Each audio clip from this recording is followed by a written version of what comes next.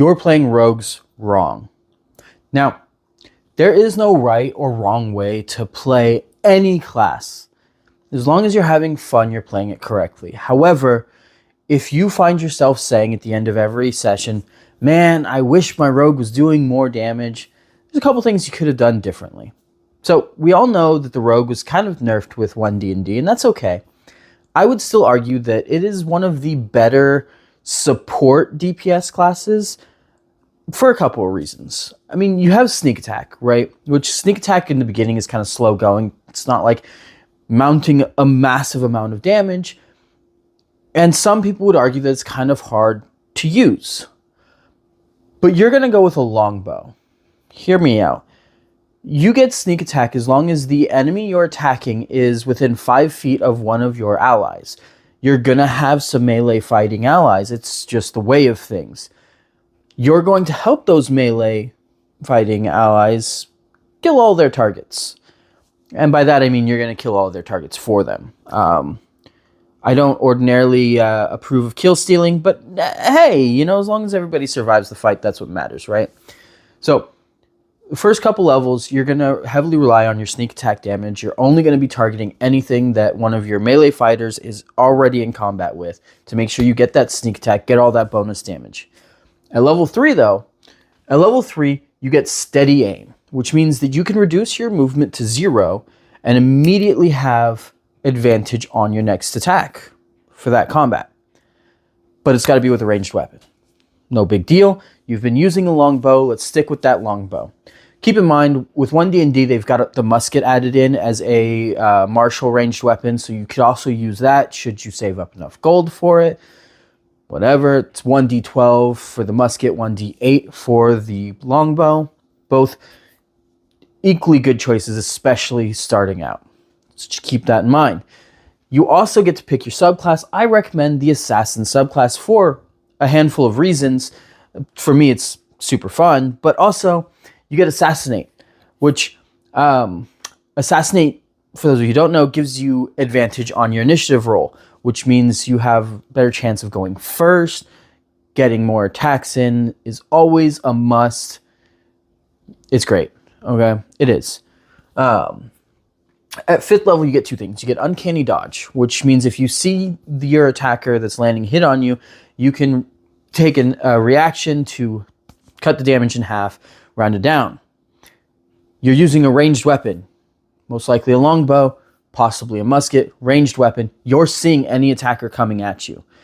You get to use that reaction every time. It's a must. It's going to keep you standing for longer. It's great. You also get Cunning Strike. Now, I know what you're thinking. Why would I want to use Cunning Strike when it requires me to get rid of a sneak attack die? We're not using it yet. I just want it planted in your mind that we are going to use Cunning Strike, primarily the poison action of the Cunning Strike. I'll get to it. Just trust me, bear with me here. Give me the benefit of the doubt. At the 7th level, you get Evasion. Evasion isn't like super great. It's not. It's good. It makes it so that if you were to succeed a dexterity check and the damage would be halved, instead it's 0. Cool. It's going to keep you standing for longer for traps and whatnot. But overall, it's not going to see a whole lot of use outside of that. But it will see use. It will keep you standing longer. So, moving on.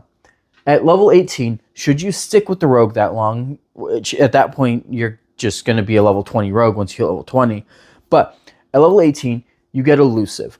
What this means is nothing can have advantage against you when attacking you.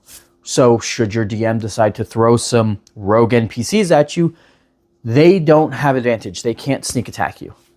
But you can sneak attack them, and you're gonna. So, that's always a plus. At 9th level, you get, let me move over here, Infiltration Expertise, which with that comes Roving Aim, which means at 9th level, you can now use Steady Aim without reducing your movement speed to 0, which means you can now move either before or after attacking. It doesn't matter. You're going to have advantage no matter what. So you can focus on somebody that your melee fighters aren't focusing on and still deal a lot of damage.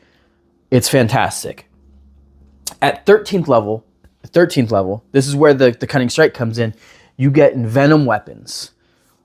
What Venom Weapons is should you use Cunning Strike and use the poison action of Cunning Strike, you get to add 2d6 to the damage roll. Now, that doesn't sound like a lot because it's not. It's not a lot. But you're giving up 1d6 to use the poison action, getting 2d6. So you're getting an additional d6 damage, and they're going to be afflicted with poison. It's good. Trust me. That one extra d6, it is great. And you get to poison them. Trust me, it stacks, it matters. Every little bit matters at that point. And at level 17, you get Death Strike, which gives you a chance of doubling your damage. Which, when you're getting a critical at level 17 with Envenom Weapons, doubling that damage is just so overpowered. If you're not outright killing something, they're looking pretty bloodied. And whoever's next in the turn order, because remember, you have advantage on the initiative roll, so you probably went first.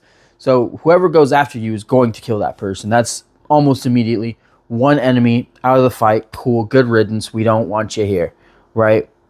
Now, I'm not saying that this is the best build for the rogue, especially since I haven't had a chance to be a player too often with 1D&D. So bear in mind, this is just from me looking at the bare bones of the rogue character pages in the player's handbook.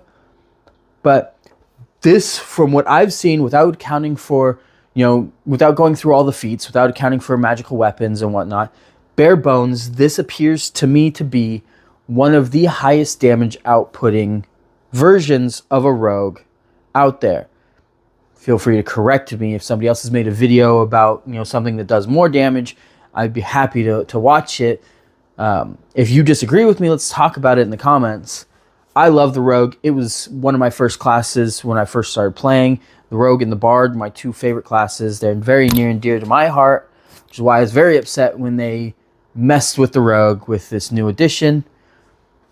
But I think this makes it a very good support DPS. Tell me what you think in the comments below. If you learned anything, be sure to subscribe. And as always, thanks for watching.